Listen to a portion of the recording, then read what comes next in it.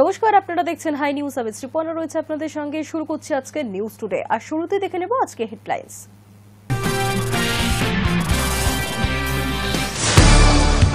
SIR এর পর বিহারে প্রথম ভোট গ্রহণ, একাধিক হেভিওয়েট প্রার্থীর ভাগ্য পরীক্ষা। বৃহস্পতিবার সকালে সমাজ মাধ্যমে গণতন্ত্রের উৎসবের বার্তা দিলেন মোদি।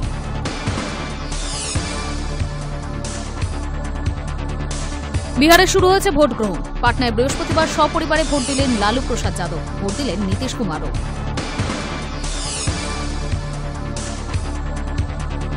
নবদ্বীপের সুকান্ত মজুমদারের কনভয়ের পিছনে থাকা গাড়িতে হামলার ঘটনায় অভিযোগের তীর তৃণমূলের দিকে। পাল্টা তৃণমূল কর্মী সমর্থকদের ওপর হামলা চালানোর অভিযোগ।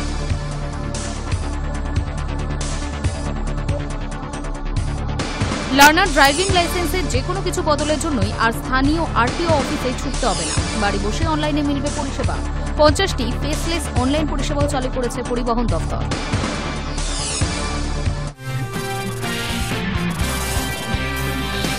বিনামূল্যে শিশুদের দুরারোগ্য ব্যাধি চিকিৎসা, শিশু সাথী প্রকল্পে নতুন বরাদ্দ ঘোষণা মমতার। জন্মগতভাবে যারা জটিল হৃদরোগে আক্রান্ত তাদের চিকিৎসা মিলবে সম্পূর্ণ বিনামূল্যে। নানা ধরনের অসুখ নিয়ে প্রতিদিন পৃথিবীর আলো দেখে বহু শিশু। কারো হৃদযন্ত্রের গুরুতর সমস্যা, তো কারো আবার অন্য কিছু। গোড়া থেকেই সেসব অসুখের চিকিৎসা না করলে তাদের ভবিষ্যৎ অনিশ্চয়তার মুখে পড়ে। তাই অভিভাবকরা যত কষ্টই হোক না কেন অর্থ সংগ্রহ করে সদ্যজাতদের জন্মগত রোগের চিকিৎসা করান। তবে বাংলায় ছবিটা অন্য। মমতা বন্দ্যোপাধ্যায় সরকারের সামাজিক প্রকল্প শিশু সাথীর আওতায় শিশুদের বিনামূল্যে চিকিৎসা হয়ে থাকে। এবার সেই তালিকায় জুড়ল শিশুদের দুরারোগ্য কিছু হৃদযন্ত্রের রোগ। এখন থেকে শিশু সাথী প্রকল্পের আওতায় এসব রোগের চিকিৎসা হবে সরকারি খরচে। সেই বাবদ 300 কোটি টাকা নতুন করে বরাদ্দ করা হয়েছে। ক্লেফট লিপ, প্ল্যালেট, ক্লাবফুটের মতো দুরারোগ্য ব্যাধির শিকার হয় সদ্যজাতদের একটা অংশ। এসব রোগের চিকিৎসা ব্যয়বহুল। সরকারি হিসেব অনুযায়ী অন্তত 63,000-এরও বেশি শিশু এসব রোগে ভুগছে। এবার থেকে এসব রোগের চিকিৎসা হবে সরকারি খরচে, অর্থাৎ অভিভাবকদের কোনো চিন্তার কারণ নেই। বিভিন্ন সরকারি হাসপাতালে একেবারে নিখরচায় শিশুদের জটিল হৃদরোগের চিকিৎসা হবে। শিশু সাথী প্রকল্পে এই খরচের জন্য বাড়তি অর্থ বরাদ্দ করা হয়েছে। বৃহস্পতিবার মুখ্যমন্ত্রী সোশ্যাল মিডিয়ায় পোস্ট করে এই সুসংবাদ জানিয়েছেন। Hi News network.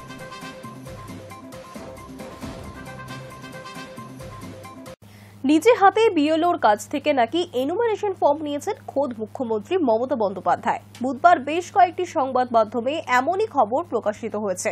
আর 24 ঘন্টা কাটতে না কাটতেই মিথ্যাচার ওড়ালেন বাংলার প্রশাসনিক প্রধান।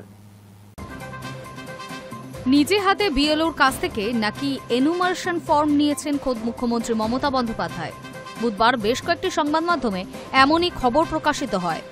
তা নিয়ে রাজনৈতিক মহলে শুরু হয় জোর শোরগোল। 24 ঘন্টা কাটতে না কাটতেই মিথ্যাচার ওড়ালেন বাংলার প্রশাসনিক প্রধান। তার দাবি, নিজে ফর্ম পূরণ করেননি। যতক্ষণ না পর্যন্ত বাংলার প্রতিটি মানুষ ফর্ম পূরণ করছেন ততক্ষণ নিজেই ফর্ম পূরণ করবেন না বলেই জানিয়েছেন মুখ্যমন্ত্রী।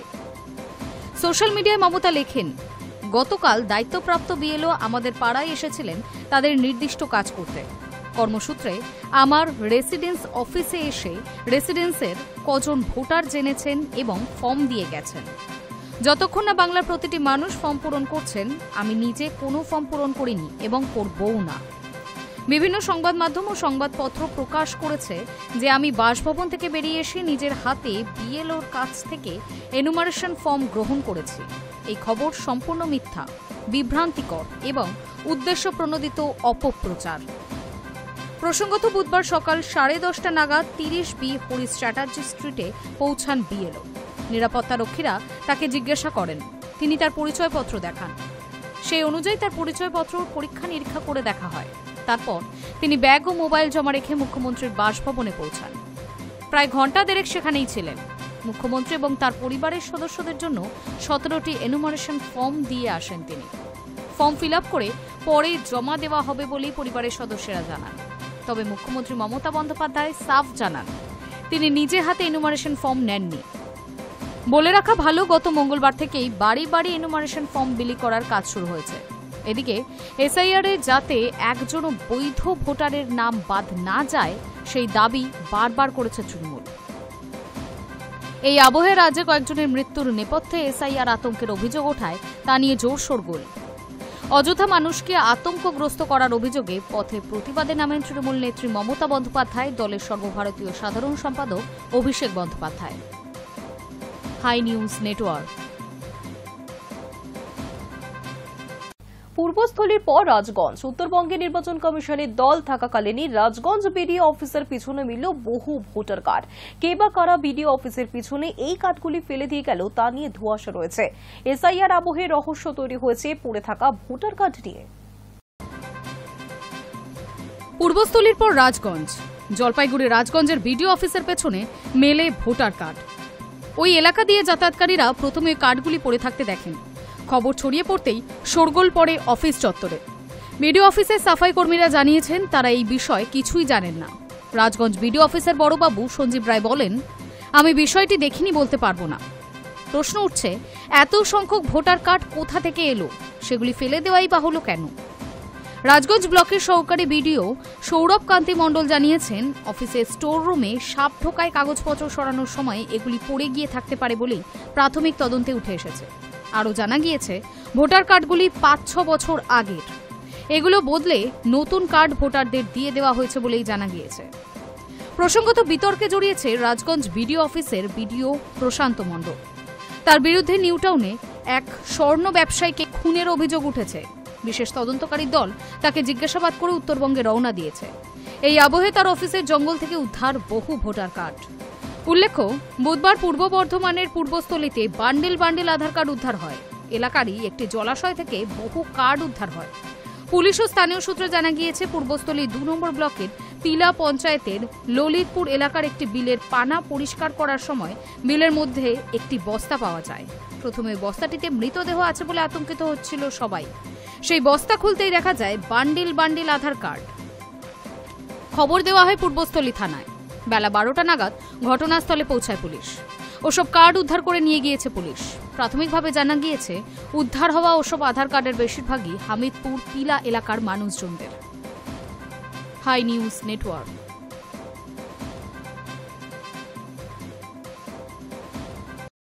বৃহস্পতিবার থেকে অনলাইনের মাধ্যমে চালু হয়ে গেল এনুমারেশন ফর্ম। কমিশনের ওয়েবসাইটে পাওয়া যাবে সেটি। এছাড়াও কমিশনের অ্যাপ ইসিআই নেট থেকেও অনলাইনে ফর্ম পাওয়া যাবে, এমনটাই খবর নির্বাচন কমিশন সূত্রে। বৃহস্পতিবার থেকে অনলাইনে চালু হয়ে গেল এনুমারেশন ফর্ম। কমিশনের ওয়েবসাইটে পাওয়া যাবে সেটি। এছাড়াও কমিশনের অ্যাপ ইসিআই নেট থেকেও অনলাইনে ফর্ম পাওয়া যাবে, এমনটাই খবর নির্বাচন কমিশন সূত্রে। পিটিআই সূত্রে খবর, রাজ্যের মুখ্য নির্বাচনী আধিকারিকের দপ্তরের ওয়েবসাইট বা অ্যাপে মিলবে এনুমারেশন ফর্ম। সেটি ডাউনলোড করে ফিল আপের পর ফের ওয়েবসাইটেই আপলোড করতে হবে। সেই ব্যবস্থা থাকবে ওয়েবসাইট বা অ্যাপে। কারা অনলাইনে এই ফর্ম ফিল আপ করবেন? যে সমস্ত ভোটার কর্মসূত্রে বাড়ি থেকে দূরে রয়েছেন, বিএলওর থেকে এনুমারেশন ফর্মটি নিতে পারছেন না, তারাই অনলাইনে ফর্ম পূরণ করে জমা দেবেন। রাজ্যে চালু হয়েছে ভোটার তালিকায় বিশেষ নিবিড় সংশোধন বা এসআইআর এর প্রক্রিয়া। বাড়ি বাড়ি এনুমারেশন ফর্ম দিয়ে আসছেন বিএলওরা, কিন্তু শুরুতে অনলাইনে সেই ফর্ম পাওয়া যাচ্ছিল না। বঙ্গে ভোটার তালিকায় বিশেষ নিবিড় সংশোধনের ঘোষণার সময় মুখ্য নির্বাচন কমিশনার জ্ঞানেশ কুমার জানিয়েছিলেন যে এই কাজ করা যাবে অনলাইনেও। পরিযায়ী ও বিদেশে বসবাসকারী নাগরিকদের জন্য এই সুবিধা চালু হবে। কিন্তু কার্যক্ষেত্রে দেখা গিয়েছিল মঙ্গলবার ৪ঠা নভেম্বর অর্থাৎ এনুমারেশন ফর্ম বন্টনের প্রথম দিন থেকে অনলাইন পরিষেবা চালু হয়নি। প্রযুক্তিগত সমস্যাকে দায়ী করে কমিশন। বৃহস্পতিবার সকাল থেকে এনুমারেশন ফর্ম পাওয়া যাওয়ার কথাও জানিয়ে দিয়েছিল কমিশন। High News network.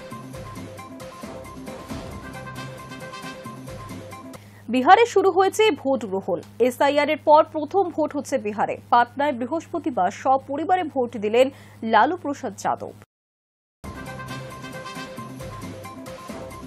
বিহারে চলছে প্রথম দফার ভোট গ্রহণ। বৃহস্পতিবার সকাল 7টা থেকেই 18 জেলায় 121 আসনে শুরু হয়ে গিয়েছে নির্বাচনের পর্ব। সকাল সকাল পাটনায় সপরিবারে ভোট দিলেন বিহারের প্রাক্তন মুখ্যমন্ত্রী লালু প্রসাদ যাদব। ভোট দিয়ে বেরিয়ে বললেন বদল হবেই। পাশাপাশি স্ত্রী রাজস্বী যাদবের সঙ্গে ভোট দিয়েছেন লালু পুত্র তথা রাষ্ট্রীয় জনতা দলের নেতা তেজস্বী যাদবও। ভোট দিয়ে বেরিয়ে তার বার্তা, আগামী 14 নভেম্বর বদল আসছে, গঠিত হবে নতুন সরকার। বৃহস্পতিবার একাধিক হেভিওয়েট প্রার্থীর ভাগ্য পরীক্ষা। তার মধ্যে রয়েছেন মহাজোটের মুখ্যমন্ত্রী পদপ্রার্থী তেজস্বী। তারাপুর কেন্দ্রে আরজেডির অন্যতম মুখ অরুণ কুমার সাহা। এছাড়াও মহুয়া কেন্দ্রে লড়ছেন লালু প্রসাদ যাদবের বড় ছেলে তেজপ্রতাপ যাদব। উল্লেখ্য, তেজপ্রতাপ আরজেডি থেকে নির্বাসিত হয়ে একটি নতুন দল গঠন করেন, যার নাম রেখেছে জনশক্তি জনতা দল। বিহার নির্বাচনে 21টি আসনে প্রার্থী দিয়েছে তার দল। রাজ্যের একাধিক মন্ত্রীর ভাগ্য পরীক্ষা। এদিকে বৃহস্পতিবার সকালে সমাজ মাধ্যমে প্রধানমন্ত্রী নরেন্দ্র মোদী বার্তা দিয়েছেন গণতন্ত্রের উৎসবের। বৃহস্পতিবার সকালে ভোট দিতে গিয়েছিলেন লালু পত্নী তথা বিহারের প্রাক্তন মুখ্যমন্ত্রী রাবড়ি দেবীও। তিনি তার 2 সন্তানকেই শুভেচ্ছা বার্তা দিয়েছেন। তিনি বলেন, আমার 2 ছেলের জন্যই আমার শুভেচ্ছা রইল। আমি তাদের মা। তেজপ্রতাপ আলাদা লড়ছে, তাদের দুজনের জন্যই আমার শুভ কামনা রইল। একই সঙ্গে আমি বিহারের জনগণকে অনুরোধ করছি, আপনারা নিজেদের ভোটাধিকার ভুলে না গিয়ে ভোট দিন। উল্লেখ্য, এসআইআর এর পর এই প্রথম ভোট হচ্ছে বিহারে। নির্বাচন কমিশন দাবি করেছে, প্রথম দফার ভোটের জন্য কড়া নিরাপত্তার ব্যবস্থা করা হয়েছে। পুরো নির্বাচন প্রক্রিয়া সুষ্ঠুভাবেই সম্পন্ন হবে। সব মিলিয়ে 45,000 বুথে এই পর্বে ভোট। এখনো পর্যন্ত অশান্তির খবর নেই। High News network.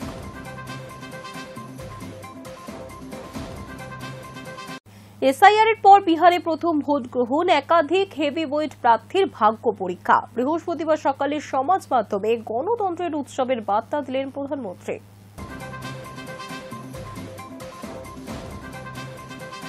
বিহারে অগ্নি পরীক্ষা। প্রথম পর্বে 18টি জেলায় 121 আসনে নির্বাচন। সকাল 7টা থেকে সন্ধ্যে 6টা পর্যন্ত ভোট গ্রহণ। কোনো জায়গায় অবশ্য 1 ঘন্টা আগে বিকেল 5টাতেই ভোট গ্রহণ শেষ।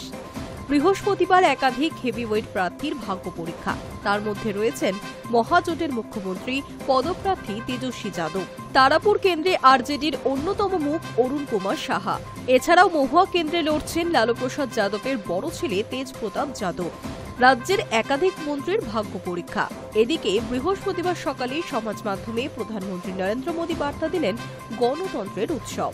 লক্ষ্মীবারে সকাল সকাল ভোট দিতে দেখা গেল লালু প্রসাদ যাদবের গোটা পরিবারকেই। পাটনায় স্ত্রী রাজস্বী যাদবের সঙ্গে ভোট দিলেন আরজেডি নেতা তেজস্বী যাদব। ভোট দিয়ে বেরিয়ে লালু পুত্র জানান, তিনি বিরোধী জোট মহাগঠবন্ধনের জয়ের বিষয়ে আশাবাদী। স্ত্রী রাবড়ি দেবীকে নিয়ে পাটনার একটি বুথে ভোট দিয়েছেন আরজেডি প্রধান তথা বিহারের প্রাক্তন মুখ্যমন্ত্রী লালু প্রসাদ যাদব। ভোট দিয়ে বেরিয়ে তিনি বলেন, বদল হবে। 2 সন্তানকে এদিকে শুভেচ্ছা জানিয়েছেন রাবড়ি দেবী। এসআইআর এর পর এই প্রথম ভোট হচ্ছে বিহারে। নির্বাচন কমিশন দাবি করেছে, প্রথম দফায় ভোটের জন্য কড়া নিরাপত্তার ব্যবস্থা করা হয়েছে। পুরো নির্বাচন প্রক্রিয়া সুষ্ঠুভাবেই সম্পন্ন হবে। সব মিলিয়ে 45,000 বুথে এই পর্বে ভোট। বৃহস্পতিবার ভোট গ্রহণ চলছে পাটনা, দারভাঙ্গা, মধেপুরা, শহরসা, মুজফ্ফরপুর, গোপালগঞ্জ, সিওয়ান, সারন, বৈশালী, সমস্তিপুর, বেগুসরাই, লক্ষ্মীসরাই, মুঙ্গের, শেখপুরা, নালন্দা, বক্সার এবং ভোজপুর জেলায়। এর মধ্যে মধ্য বিহারে জেলাগুলিতে আরজেডি ভালো প্রভাব রয়েছে। প্রথম পর্বের ভোটের 121 আসনের মধ্যে সবথেকে বেশি প্রার্থী রয়েছে প্রশান্ত কিশোরের জন সুরাজ পার্টির। 118টি আসনে প্রার্থী দিয়েছে প্রশান্ত কিশোরের দল। এনডিএর অন্দরে সবচেয়ে বেশি প্রার্থী দিয়েছে জেডিইউ। 57 আসনে লড়ছে নীতিশের দল। বিজেপি লড়ছে 48 আসনে। চিরাগ পাসওয়ানের দল লড়ছে 13 আসনে। অন্যদিকে ইন্ডিয়া জোটে সবচেয়ে বেশি প্রার্থী রয়েছে আরজেডি। লালু প্রসাদ যাদবের দল লড়ছে 72 আসনে। কংগ্রেস লড়ছে 24 আসনে। লিবারেশন লড়ছে 14 আসনে। প্রথম দফায় ভোটারের সংখ্যা 3,75,00,000-এরও বেশি। আগামী 11 নভেম্বর দ্বিতীয় তথা শেষ দফায় 122টি বিধানসভা আসনে ভোট গ্রহণ হবে মগধপুরে। গণনা আগামী 14 নভেম্বর। High News network.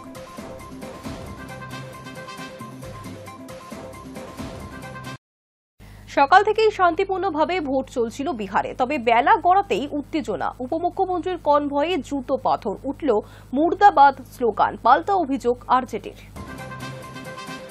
সকাল থেকে শান্তিপূর্ণভাবে ভোট চলছিল বিহারে, কিন্তু দুপুরে উপমুখ্যমন্ত্রী বিজয় কুমার সিনহার কনভয়ে হামলার খবর এলো। নিজের কেন্দ্র লক্ষ্মীসরাইতেই উপমুখ্যমন্ত্রী তথা বিজেপি প্রার্থীর গাড়ি লক্ষ্য করে পাথর ও জুতো ছোড়ার অভিযোগ উঠল। একই সঙ্গে একদল জনতা খুনি মুর্দাবাদ বলে স্লোগান দিতে থাকে। একদিকে যখন শাসক শিবির আক্রান্ত, অন্যদিকে তখন আরজেডির শক্ত ঘাঁটি বলে পরিচিত কয়েকটি বুথে জোর করে বিদ্যুৎ পরিষেবা বন্ধ রাখা হয়েছে বলে অভিযোগ তুলেছে তেজস্বী যাদবের দল। হামলা হলেও দমবার পাত্র নন গেরুয়া নেতা বিজয় কুমার সিনহা। তিনি মন্তব্য করেছেন, এরা সব আরজেডির গুন্ডা, ওরা জানে এনডিএ ক্ষমতায় আসছে, তাই গুন্ডামি করছে। তিনি হুমকি দেন, ক্ষমতায় এসে এদের বুকের উপর বুলডোজার চালাবো। তিনি অভিযোগ করেন, আমার পোলিং এজেন্টকে বুথ থেকে বের করে দেওয়া হচ্ছে, লোকজনকে ভোট দিতে দেওয়া হচ্ছে না। অপরদিকে আরজেডির অভিযোগ, তাদের শক্ত ঘাঁটি বলে পরিচিত কয়েকটি বুথে জোর করে বিদ্যুৎ পরিষেবা বন্ধ রাখা হয়েছে, যাতে করে ভোট প্রক্রিয়াকে স্লথ করে দেওয়া যায়। যদিও আরজেডির এই অভিযোগকে সম্পূর্ণ ভিত্তিহীন এবং বিভ্রান্তিকর বলে উড়িয়ে দিয়েছে নির্বাচন কমিশন। প্রসঙ্গত, বিহারে প্রথম পর্বে 18 জেলার 121 আসনে নির্বাচন। প্রথম দফায় উল্লেখযোগ্য প্রার্থীদের মধ্যে রয়েছেন আরজেডি প্রধান লালু প্রসাদের কনিষ্ঠ পুত্র তথা বিহারের বিরোধী দলনেতা তেজস্বী যাদব, লালুর বিদ্রোহী জ্যেষ্ঠ পুত্র তথা জনশক্তি জনতা দল প্রতিষ্ঠাতা প্রধান তেজপ্রতাপ যাদব, বিহারের দুই বিজেপি উপমুখ্যমন্ত্রী সম্রাট চৌধুরী এবং বিজয় কুমার সিনহা, বিজেপিতে যোগ দেওয়া ভোজপুরি গায়িকা মৈথিলি ঠাকুর, ভোজপুরি গায়ক ও অভিনেতা Khesari Lal Yadav. Hi News Network. Bangladesh থেকে কাঁটাতার পেরিয়ে 1998 সালে ভারতে ঢুকেছিলেন প্রচুর শরণার্থী। সেই সময় ভারতে এসেছিলেন বছর 15-র কাজল। 2003 সালে ভোটার কার্ডে নাম উঠিয়ে ভারতেই পেতেছেন সংসার। এখন এসআইআর আতঙ্কে চোখে জল কাজল করের। বাংলাদেশ থেকে কাঁটাতার টপকে 1998 সালে ভারতে ঢুকেছিলেন প্রচুর শরণার্থী। সুন্দরবন, কলকাতা হয়ে পূর্ব মেদিনীপুরে চলে আসেন তারা। বছর 15-র কাজল 2003 সালে ভোটার কার্ডে নাম উঠিয়ে এখানেই পেতেছেন সংসার। এসআইআর আতঙ্কে চোখে জল কাজল করের। 1998 সালে বহু হিন্দু বাংলাদেশ ছেড়ে ভারতে আসেন। সেরকমই এক সময় বাংলাদেশ ছেড়ে ভারতে আসেন বছর 15-র কাজল কর। বাংলাদেশের বরিশালের বাসিন্দা কাজল করকে তার বাবা পাঠিয়ে দেন দালাল মারফত। কাঁটাতারের বেড়া টপকে কাজলের মতো আরও শতাধিক মেয়ে প্রবেশ করেছিল ভারতে। তারা আশ্রয় নেয় সুন্দরবন এলাকাতে। সেখান থেকে আসে কলকাতায়। কলকাতায় কারখানায় কাজ নেয় কাজল। সেখানেই আলাপ হয় পূর্ব মেদিনীপুর জেলার নন্দকুমার বিধানসভার বহিজবেরিয়ার পূর্ব পাড়ার কার্তিক করের সঙ্গে। 2002 সালে কাজলের সাথে কার্তিকের বিয়ে হয়। 2003 সালে ভোটে নাম ওঠে কাজলের। তবে কাজল নাগরিকত্ব নিয়েছে কিনা সেই বিষয়ে কোনো সদুত্তর দিতে পারেনি কাজল কিংবা তার পরিবারের লোকজন। তাও এক বছরের বেশি ছিলাম এখানে। মেয়ে হয়ে গেছে, তারপরে আমার ভোটের কার্ড হয়েছে। এখন কি কি কার্ড রয়েছে আপনার কাছে? আমার সব কার্ডই রয়েছে। তো কি কি রয়েছে? আধার কার্ড, ভোটার কার্ড, তারপরে পাসপোর্ট রয়েছে, তারপর ব্যাংকের বই যেমন হয়, প্যান কার্ড, লক্ষ্মীর ভান্ডার, রেশন। হ্যাঁ, লক্ষ্মীর ভান্ডার, হ্যাঁ, সব পরিষেবা পাচ্ছেন। হ্যাঁ। এসআইআর আতঙ্ক রাতের ঘুম উড়িয়েছে কাজল করের। নাগরিকত্ব প্রমাণ না হলে তাকে বাংলাদেশে পাঠিয়ে দেওয়া হতে পারে, এই নিয়ে আতঙ্কে ভুগছেন নাওয়া খাওয়া ছেড়ে। ডকুমেন্ট হিসেবে তার কাছে ভোটার, আধার এবং পাসপোর্ট রয়েছে। কাজলের দাবি 2002 সালের ভোটার তালিকায় তার নাম ছিল না। তার বাবা বাংলাদেশের নাগরিক, তার স্বামী এদেশের নাগরিক হলেও 2002 সালের ভোটার তালিকায় তারও নাম নেই। তার শ্বশুরের নাম থাকলেও তার নাম এসআইআরে বাদ পড়তে পারে, এমন আতঙ্কে ভুগছেন তারা। এসআইআরের ফর্ম বিলি করতে কাজল করের বাড়িতে গিয়েছিলেন বিএলওরা। এই ব্যাপার দেখে তিনিও পড়েছেন চিন্তায়। উচ্চ আধিকারিককে পুরো ব্যাপার জানাবেন বলে জানিয়েছেন BLO Dilip Narayan Roy. Hi News Network.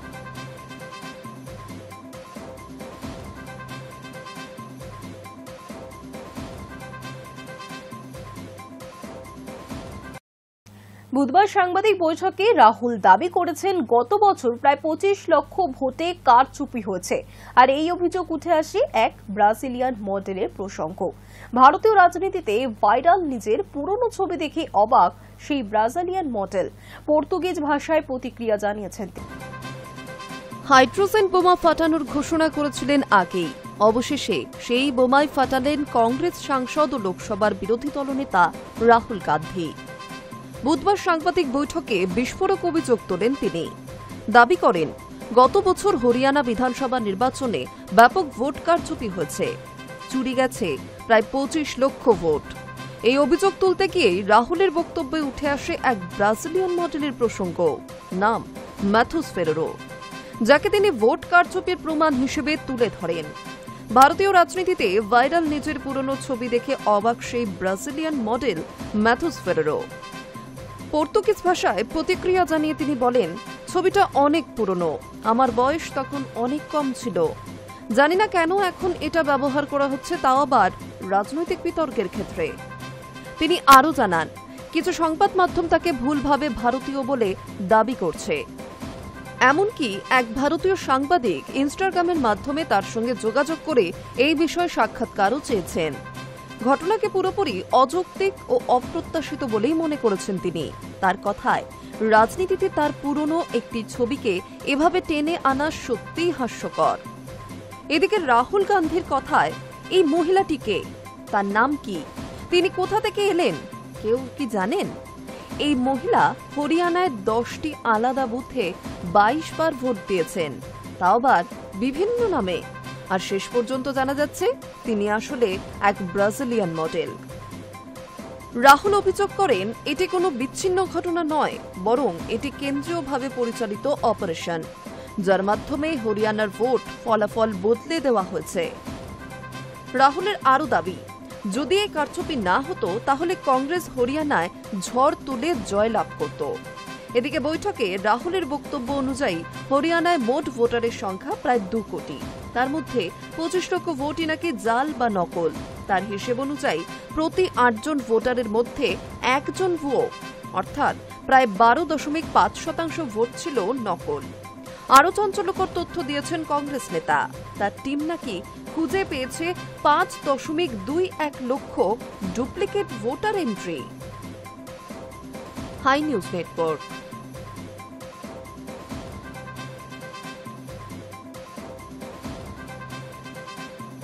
নজর রাখবো ওয়েদার আপডেটে। শিশিরানি ভাব অনুভূত হচ্ছে, নামতে শুরু করেছে পারদ। শীতের জন্য প্রস্তুত হচ্ছে রাজ্য। গত মরশুমে শীত কার্যত নিরাশ করেছিল বঙ্গবাসীকে। এবারে সেই আক্ষেপ থাকবে না বলেই আশাবাদী রাজ্যের মানুষ। এখন থেকেই খানিক শীতের অনুভূতি মিলতে শুরু করেছে। বর্ষা বিদায় নিয়েছে। এখনো নিম্নচাপের কিঞ্চিত ভ্রুকুটি থাকলেও ভারী বৃষ্টির সতর্কতা আর নেই। এরই মধ্যে কলকাতা থেকে উত্তরবঙ্গ সব জায়গাতেই ধীরে ধীরে নামছে পারদ। বাতাসে কমছে আর্দ্রতাও, অর্থাৎ শীত যে দোরগোড়ায় তা বলাই চলে।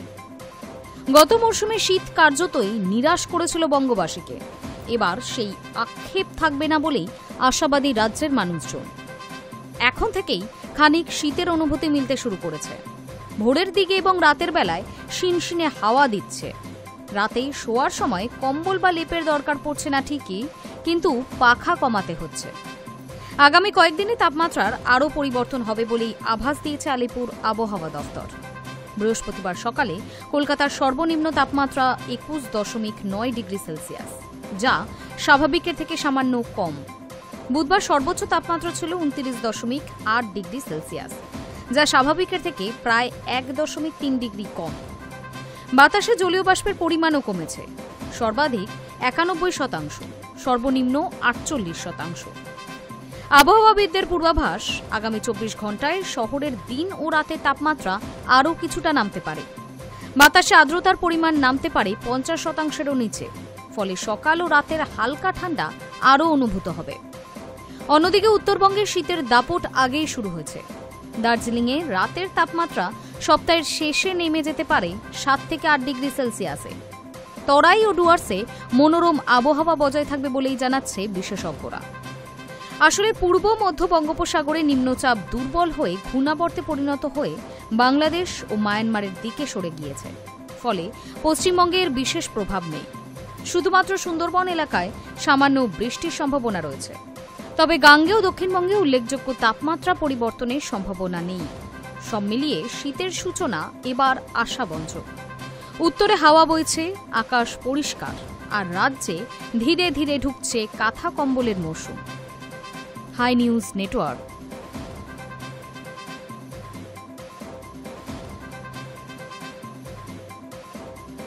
নিউজ টুডে এখনকার মতো এই পর্যন্তই। দেখতে থাকুন হাই নিউজ, নির্ভীক নিরপেক্ষ।